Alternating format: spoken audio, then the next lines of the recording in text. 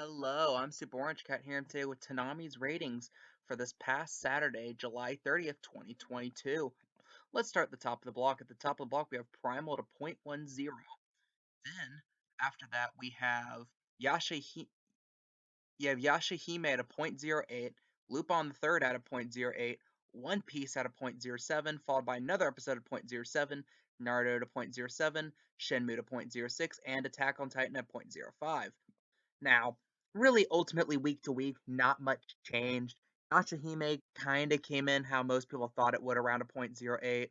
One thing kind of, well, not really kind of, really troubling is that Yashahime, if you look into the actual viewership, total viewership, or actually the total viewership between 18 to 49, the key demographic, it actually got built on by Lupin the Third, which is never a good thing considering Lupin the Third itself has always had a reputation of always doing very poorly on Toonami, and this edition, Part 6, really is no different. So again, pretty disappointing debut for Yashahime in terms of ratings, but the real big thing I want to get into here is Primal. Primal put up a .10. Now, let's put that in a little bit of context.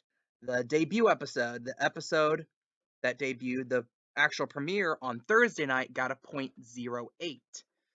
So the rerun on Toonami is getting better numbers than the actual debut 2 days before. So I think right now that just signifies a huge issue in messaging for Adult Swim in general, because you have this show, Primal, which has definitely always been billed as an Adult Swim regional, not a Toonami original. And beforehand, season one, when it first premiered just on Adult Swim. It was not connected to Toonami in any way. It was made by Gennady Tartakovsky, which I probably murdered that pronunciation, who was the guy behind Samurai Jack. This show explicitly is not a Toonami show. However, the season one reruns building up to season two debuting were the first part of Toonami. So a lot of people started drawing that association of Primal being a Toonami show, even though the new episodes were supposed to be on just proper Adult Swim on Thursday nights. But people drew that connection, so they waited for Saturday to watch new episodes. Yet again, there are some people who knew the messaging, knew that the air episodes were going to first air on Thursday night, and watched it then. And admittedly, there's going to be some overlap that watched it both. But right here, you have a much larger group of people split into two subsets watching these episodes. And this matters because for advertising, they don't care how many people in total watch the show over multiple airings. They care at that moment how many people, how many TVs are tuned on to Cartoon Network / Adult Swim. And that minimizes that number, and that is not good for advertising. And logically, since more people apparently are watching it on Toonami than its actual Thursday night air date, logically speaking, it should be at midnight on Saturdays. In theory, that's when it should debut. However, right now, since all the advertising's for Thursdays, it's almost probably already too late to make that change. I could think of one instance where a show debuted on Adult Swim immediately off the top of my head, and it switched time slots mid debut, and that was actually fully coolly progressive. Back in 2018, if you remember, it debuted at midnight. The first 3 episodes aired at midnight, and then the last like 3 or so episodes aired at 11:30.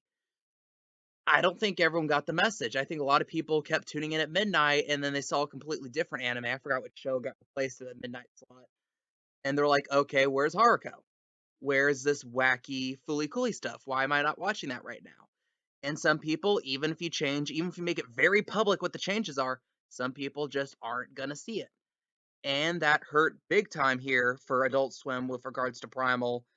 Ratings overall dropped because of this confusion, where we'd probably get, I would say, a .14, .15, a good solid number to lead off Toonami if it was just a Saturday night premiere.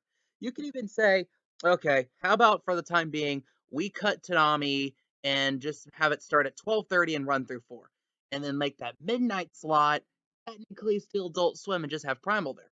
That also helps Toonami because you're going to get that halo effect, and even something like Lupin the Third, Yashahime's ratings would probably stay up a bit. Because I think there is, and we've seen here, already at different times a sizable overlap over the audience for Primal and over the audience for Toonami.